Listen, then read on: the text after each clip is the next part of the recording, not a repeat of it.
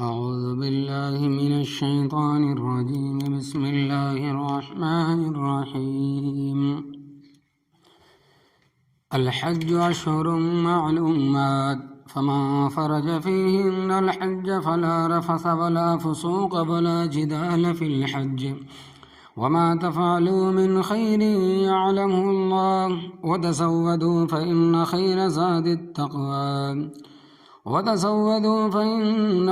زاد التقوى واتقون يا أولي الألباب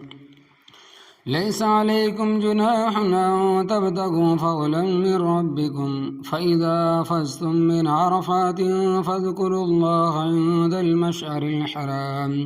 واذكروه كما هداكم وإن كنتم من قبله لمن الضالين ثم أفيضوا من حيث أفاض الناس واستغفروا الله إن الله غفور رحيم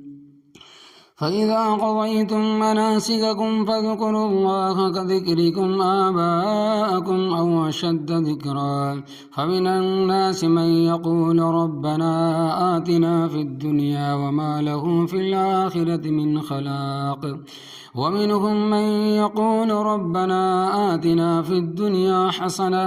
حسنة وفي الآخرة حسنة وقنا عذاب النار أولئك لهم نصيب مما كسبوا والله سريع الحساب.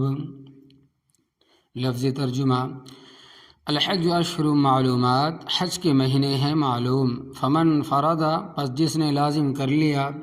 فیہن ان مہینوں میں، الحج حج کو، فلا رفث پس وہ فحش گوئی نہ کرے، ولا فسوق اور نہ کوئی نافرمانی کرے، ولا جدال اور نہ جھگڑا کرے، فی الحج دوران حج، وما تفعلوا اور جو بھی تم کرو گے، من خیر بھلائی سے، یعلمہ اللہ اس کو اللہ تبارک و تعالی جانتا ہے، وتزودوا اور لے لو تم سفر خرچ، فإن خیر الزاد التقوی پس بہترین سفر خرچ ہے بچنا،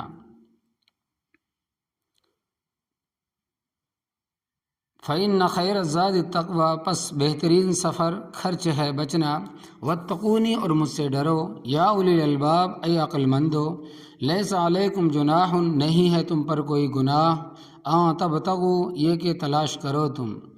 فضلا من ربکم اپنے رب کی طرف سے فضل، فإذا افضتم پس جس وقت تم لوٹو، من عرفات عرفات سے، فاذکروا اللہ پس ذکر کرو تم اللہ تبارک و تعالیٰ کا، عند المشعر الحرام اس گھاٹی کے پاس جو عزت والی ہے، واذکروہ اور اللہ تبارک و تعالیٰ کا ذکر کرو، کما ہداکم جیسے اس نے تمہیں تعلیم فرمائی ہے، وَإِن كُنتُمْ اور بے شک تھے تم، من قبلی اس سے پہلے، لمن الضالین گمراہوں میں سے، ثم افیضوا پھر واپس ہو، من حیث افاض الناس اس جگہ سے جہاں سے لوٹتے ہیں لوگ، واستغفر اللہ اور اللہ تبارک و تعالیٰ سے معافی مانگو، ان اللہ بے شک اللہ تبارک و تعالیٰ غفور بخشنے والا، رحیم مہربان ہے، فإذا قضیتم جس وقت تم ادا کر لو، مناسککم اپنے حج کے افعال، فاذکروا اللہ پس ذکر کرو تم اللہ تبارک و تعالیٰ کا، کذکرکم آباءکم جیسے تم ذکر کرتے ہو اپنے باپ داداؤں کا، او اشد ذکر یا اس سے بھی زیادہ ذکر، فمن الناس پس لوگوں میں سے وہ بھی ہے، من یقول جو کہتے ہیں، ربنا اے ہمارے رب، آتنا فی الدنیا دے دے ہمیں دنیا میں ہی، وما لہ فی الآخرۃ من خلاق اور نہیں ہے ان کے لیے آخرت میں کوئی حصہ، ومنہم اور ان میں سے وہ بھی ہے، من یقول جو کہتے ہیں، ربنا اے ہمارے رب، آتنا فی الدنیا حسنہ دے دے ہمیں تو دنیا میں بھلائی، وفی الآخرت اور آخرت میں بھی حسنہ بھلائی، وقنا اور بچا تو ہمیں عذاب النار دوزخ کے عذاب سے، اولئک وہ لوگ ہیں، لہم ان کے لیے نصیب حصہ ہوگا، مما کسبوا اس چیز سے جو انہوں نے کمائی ہے، واللہ سریع الحساب اللہ تبارک و تعالی جلدی حساب لینے والا ہے، حج اور عمرہ کے احکام۔ اس سے پہلی آیات میں حج اور عمرے کا ذکر تھا۔ وَأَتِمُّ الْحَجَّ وَالْعُمْرَةَ لِلَّهِ، اور حج اور عمرہ مکمل کرو اللہ تبارک و تعالیٰ کی رضا کے لیے۔ اور اب حکم ہے الحج اشہر معلومات، کہ حج کے مہینے معلوم اور مقرر ہے۔ شوال اور ذی القعدہ کا مہینہ اور ذوالحجہ کی 13ویں تاریخ تک، یہ تقریباً 2.5 مہینے ہیں جو حج کے مہینے ہیں۔ حج کے مہینے ہونے کا یہ معنی ہے کہ عید الفطر کا چاند نظر آ جانے کے بعد 1 شوال کو اگر کوئی شخص حج کا احرام باندھ دے تو اس کا یہ احرام باندھنا صحیح ہے، اور اگر اس سے پہلے حج کا احرام باندھ دے تو مکروہ ہے، اور احرام باندھنے کے بعد جو احکام حج ہے وہ اس پر لازم ہو گئے، ان پر اس کو عمل کرنا پڑے گا۔ فمن فرض فیہن الحج، پس جس نے ان مہینوں میں حج کو اپنے اوپر لازم کر لیا یعنی احرام باندھ لیا، تو اس کو ان چیزوں کی پابندی کرنا پڑے گی جن کا آگے ذکر ہے۔ فلا رفث، پس وہ فحش گوئی نہ کرے، یعنی کہ غلط بات نہ کرے، گالم گلوچ نہ کرے، گندی بات نہ کرے۔ رفثہ کے معنی بے حجاب گفتگو کرنا، جیسے بسا اوقات میاں بیوی آپس میں بے حجاب باتیں کرتے ہیں، تو احرام کی حالت میں ان باتوں کے کرنے کی بھی اجازت نہیں ہے۔ اور رفث کے معنی بیوی کے ساتھ ہم بستر ہونے کی بھی ہے، تو احرام کی حالت میں ہم بستری بھی نہیں کر سکتا، بیوی سے مل بھی نہیں سکتا ننگے بدن۔ ولا فسوق، اور کوئی نافرمانی بھی نہ کرے، جس طرح نماز میں تکبیر تحریمہ کہنے کے بعد کھا پی نہیں سکتا، بول نہیں سکتا، کسی کو سلام نہیں کر سکتا اور سلام کا جواب نہیں دے سکتا، چل پھر نہیں سکتا، ادھر ادھر دیکھ نہیں سکتا، اسی طرح حج میں احرام باندھنے کے بعد اس پر پابندیاں لازم ہو جاتی ہے۔ مثلا سر نہیں ڈانپ سکتا، مونچھیں نہیں کٹوا سکتا، ناخن نہیں کٹوا سکتا، بدن کے بال دور نہیں کر سکتا، سلا ہوا کپڑا نہیں پہن سکتا، خوشبو نہیں لگا سکتا، جو نہیں مار سکتا، مچھر نہیں مار سکتا، شکار نہیں کھیل سکتا۔ فرمایا ولا جدال فی الحج، اور نہ جھگڑا کرے حج کے دوران میں۔ جھگڑنا ویسے بھی بری چیز ہے، مگر احرام باندھنے کے بعد زیادہ گناہ ہے۔ لیکن ہم نے آنکھوں سے دیکھا ہے کہ نادان قسم کے لوگ جب حجر اسود کے پاس جاتے ہیں، حجر اسود کے قریب جاتے ہیں، تو حجر اسود کو بوسہ دینے کا ہر ایک کو شوق ہوتا ہے، تو وہاں ایک دوسرے کو گھونسا مارتے ہیں، دھکا دیتے ہیں، جبکہ ایسا کرنا سخت گناہ، کیونکہ حجر اسود کو بوسہ دینا بعض فقہا کے نزدیک سنت ہے اور بعض کے نزدیک فقط مستحب ہے، اور مومن کے ساتھ لڑنا دھکے دینا حرام ہے۔ تو مستحب فعل کے لیے مکہ بازی ہوتی ہے جو سخت گناہ ہے۔ یہ گناہ تو ہے ہی، لیکن احرام اور کعبۃ اللہ اور مسجد حرام کی وجہ سے گناہ اور زیادہ بڑھ جاتا ہے۔ وما تفعلوا من خیر، اور جو بھی تم اچھا کام کرو گے، یعلمہ اللہ، اللہ تبارک و تعالیٰ اس کو جانتا ہے۔ سب کچھ اللہ تبارک و تعالیٰ کے علم میں ہے، نیکیاں بھی، بدیاں بھی، ارادے بھی۔ اور بخاری شریف کی روایت میں آتا ہے کہ یمن کے کچھ حاجی گھر سے حج کے لیے چلتے تھے، مگر سفر خرچ ساتھ نہیں لے جاتے تھے، یعنی سفر کا جو خرچ ہے وہ ساتھ نہیں لے جاتے تھے، اور کہتے نحن المتوکلون، ہم اللہ تبارک و تعالیٰ کی ذات پر توکل کرنے والے ہیں۔ اب ظاہر بات ہے کہ انسان ہے، اللہ تبارک و تعالیٰ نے اس کے ساتھ پیٹ لگایا ہے، گرمی سردی بھی ہے، گرمی بھی لگے گی، سردی بھی لگے گی، بھوک پیاس بھی لگے گی، تو گھر سے جو بڑے اخلاص کے ساتھ نکلتے تھے، پیاسا یا پیسہ وغیرہ ساتھ نہیں لے جاتے تھے، مگر جب بھوک لگتی تھی تو لوگوں کو تنگ کرتے تھے، ان سے مانگتے تھے۔ تو رب تعالیٰ فرماتے ہیں کہ وَتَزَوَّدُوا، اور جب تم حج کے لیے گھر سے جاؤ تو سفر کا خرچ لے کر جاؤ۔ فَإِنَّ خَيْرَ الزَّادِ التَّقْوَىٰ، پس بے شک بہترین سفر خرچ یہ ہے کہ لوگوں سے سوال کرنے سے بچو۔ تم جو راستے میں مانگتے پھرو گے خود بھی پریشان ہوگے اور دوسروں کو بھی پریشان کرو گے، اس سے بہتر ہے کہ تم گھر سے خرچ لے کر جاؤ۔ یہ کوئی نیکی نہیں ہے کہ گھر سے تو خالی ہاتھ چل پڑاؤ اور راستے میں لوگوں کو تنگ کرو۔ حج کا شوق تمام مسلمانوں کے دلوں میں ہوتا ہے، لیکن بعض لوگ حج کے واسطے لوگوں سے مانگتے ہیں کہ میں حج کرنا چاہتا ہوں، میری امداد کرو۔ تو اس سلسلے میں پہلی بات تو یہ ہے کہ جب رب نے تجھے پیسے نہیں دیے اور حج تیرے اوپر لازم نہیں ہے، فرض نہیں ہے، تو نہ خود مشقت میں پڑو اور نہ کسی کو مشقت میں ڈال۔ یہ ایسے ہی ہے کہ کوئی دیوانہ یہ کہے کہ میں غریب ہوں اور زکوٰۃ نہیں دے سکتا، تو میری مدد کرو تاکہ میں مالدار ہو جاؤں اور زکوٰۃ دیا کروں۔ بھائی یہ تو کوئی مسئلہ نہیں، یہ تو تکلیف اٹھانا ہے۔ جب خدا نے بلا تکلف کہہ دیا ہے کہ جس کے پاس مال نہیں ہے اس کے اوپر حج فرض نہیں ہے، تو اسی طرح کسی پر قربانی فرض نہیں، فطرانہ واجب نہیں، اور لوگوں سے مانگتا پھرے کہ میری امداد کرو تاکہ میں قربانی کرنے اور فطرانہ دینے کے قابل ہو جاؤں، یہ کوئی مسئلہ نہیں ہے۔ ہاں اگر اللہ تبارک و تعالی نے تجھے قربانی کرنے کی توفیق دی ہے تو قربانی کر، اور فطرانہ دینے کی توفیق دی ہے تو فطرانہ دے، اگر توفیق نہیں ہے تو اللہ اللہ کر۔ اسی طرح حج کا مسئلہ بھی ہے، اور حج کا مسئلہ تھوڑا سا مشکل ہے، غور سے سمجھے۔ حج کی بعض مشکلات وہ یہ ہے کہ ایک غریب آدمی نے کسی سے حج کے لیے رقم مانگی، اور عموماً ایسے موقع پر لوگ زکوٰۃ دے دیتے ہیں۔ تو جب ایک آدمی نے 5,000 روپے دے دیے زکوٰۃ میں سے، پھر دوسرے نے دے دیے زکوٰۃ میں سے، پھر تیسرے نے دے دیے زکوٰۃ میں سے، تو اس صورت میں جس شخص نے پہلے 5,000 روپے دیے اس کی زکوٰۃ ادا نہیں ہوگی، کیونکہ اس وقت وہ مصرف تھا، یہ نہیں کہ وہ مستحق تھا۔ اب اس کے بعد دوسرے نمبر پر جس نے دیے اور تیسرے نمبر پر جس نے دیے تو اس کی زکوٰۃ نہیں ادا نہیں ہوگی۔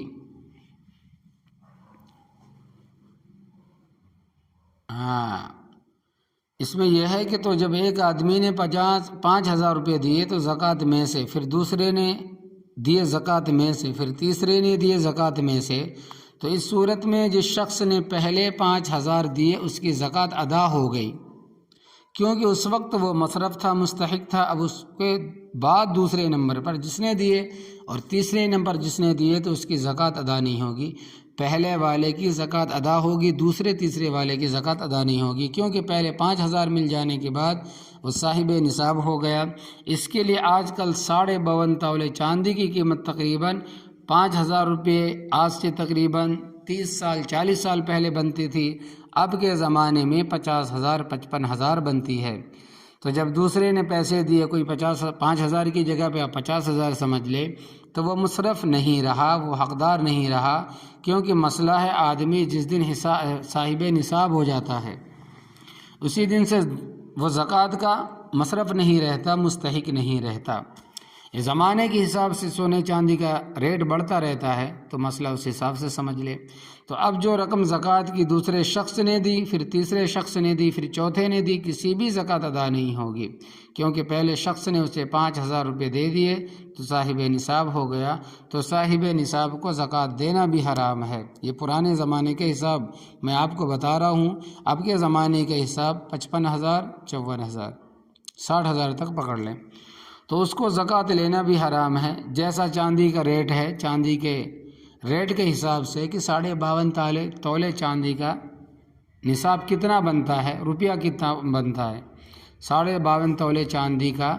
ریٹ کتنا اب کے زمانے سے حساب سے ہو جائے گا۔ ریٹ معلوم کر لیں، اس کے حساب سے پتہ کر لیں، پھر اس کے اوپر زکوٰۃ ہے بھی نہیں،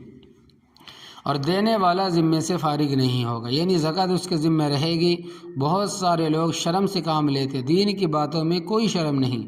لہذا جس شخص نے کسی کو زکوٰۃ کی رقم دینی ہے تو اس کو صاف صاف کہہ دے کہ بھائی یہ زکوٰۃ کی رقم ہے، اگر تو مستحق ہے تو استعمال کر لے، ورنہ کسی اور جگہ دے دے جہاں زکوٰۃ لگ سکتی ہے۔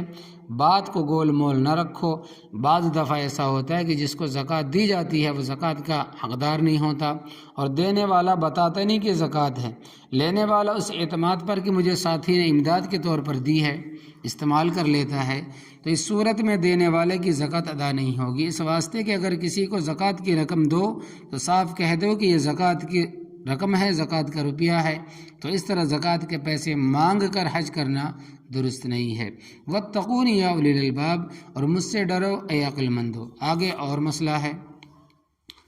زمانہ جاہلیت میں لوگ جب حج پر جاتے سودا بیچتے بھی تھے، خریدتے بھی تھے۔ جب اسلام آیا اور حج کا حکم آیا تو صحابہ کرام رضی اللہ تعالیٰ عنہم اجمعین کو تشویش ہوئی کہ ہم نے تو صرف رب کی رضا کے لیے حج کرنا ہے، تو اس میں خرید و فروخت کرنے سے ہمارے حج پر زد آئے گی۔ تو اللہ تبارک و تعالیٰ نے فرمایا لیس علیکم جناح، نہیں ہے تم پر کوئی گناہ، ان تبتغوا فضلا من ربکم، یہ کہ تلاش کرو تم اپنے رب کا فضل،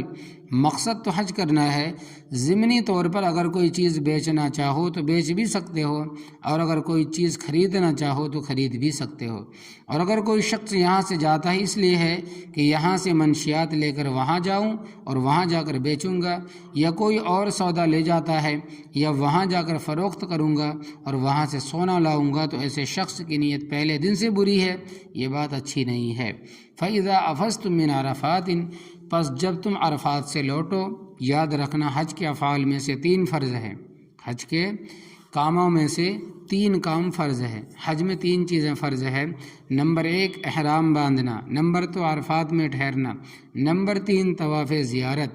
عرفات میں 9 تاریخ کو زوال آفتاب کے بعد سورج کے غروب ہونے تک ٹھہرنا حج کا رکن ہے۔ اگر کوئی وہاں پر نہ ٹھہرا تو حج نہیں ہوگا۔ عرفات کے میدان میں جتنا ہو سکے رب تعالیٰ کا ذکر کرے، اور کھڑے ہو کر ذکر کرنا مستحب ہے۔ الحمدللہ مولانا سرفراز صاحب فرماتے ہیں کہ میں نے وہاں 10 پارے کھڑے ہو کر پڑھے۔ اگر کوئی ضعیف ہے، بوڑھا ہے، کمزور ہے تو بیٹھ کر بھی ذکر کر سکتا ہے، مگر ادھر کی باتیں کر کے وقت ضائع نہ کرے، کیونکہ وہ وقت ہے بہت قیمتی۔ اللہ تبارک و تعالیٰ کا ذکر کرے، دعا کرے، اپنے لیے، اپنے اس عزیز رشتہ داروں کے لیے دعا کرے، زندوں کے لیے، جو مر گئے ہیں ان کے لیے دعا کرے، کیونکہ وہ جگہ اور وقت دعا کی قبولیت کا ہے۔ عرفات سے سورج غروب ہونے کے بعد لوٹنا ہے، اور مغرب کی نماز عرفات میں نہیں پڑھنی، مغرب کی نماز مزدلفہ جا کر پڑھنے۔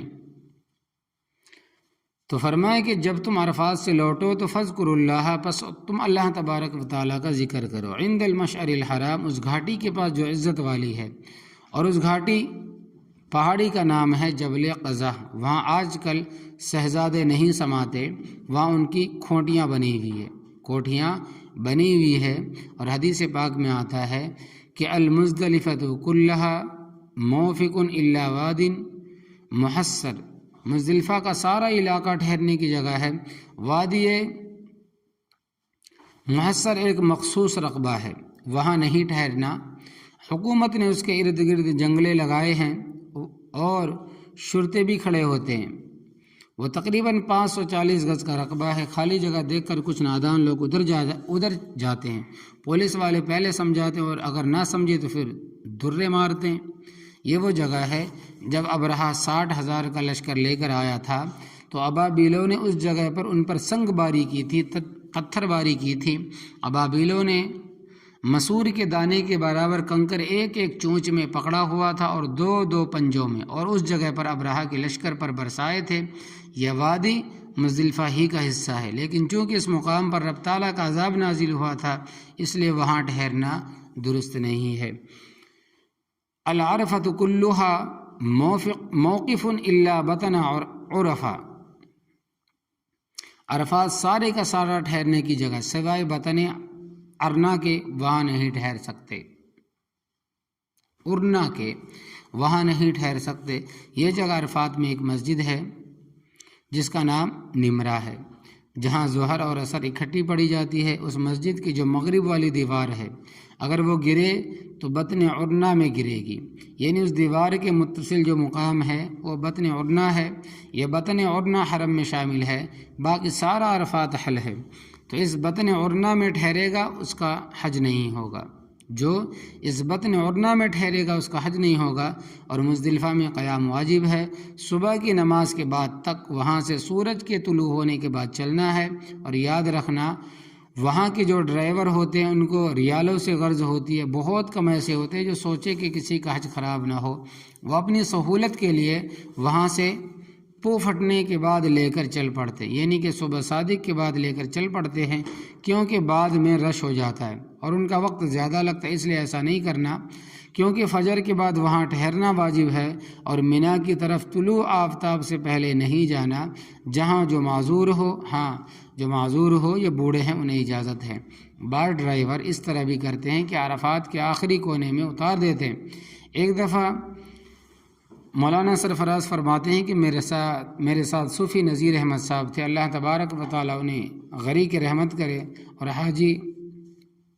حاجی اللہ دتہ مرحوم بھی تھے، ان کے علاوہ اور بھی چند ساتھی تھے۔ رش چونکہ زیادہ تھا تو ڈرائیور نے ہمیں عرفات کے آخری کونے میں عرفات کے اندر ہی اتار دیا۔ ہم نے اس کو کہا ہمیں جبل قضا بتا، کہنے لگا کہ ہونا یہی ہے۔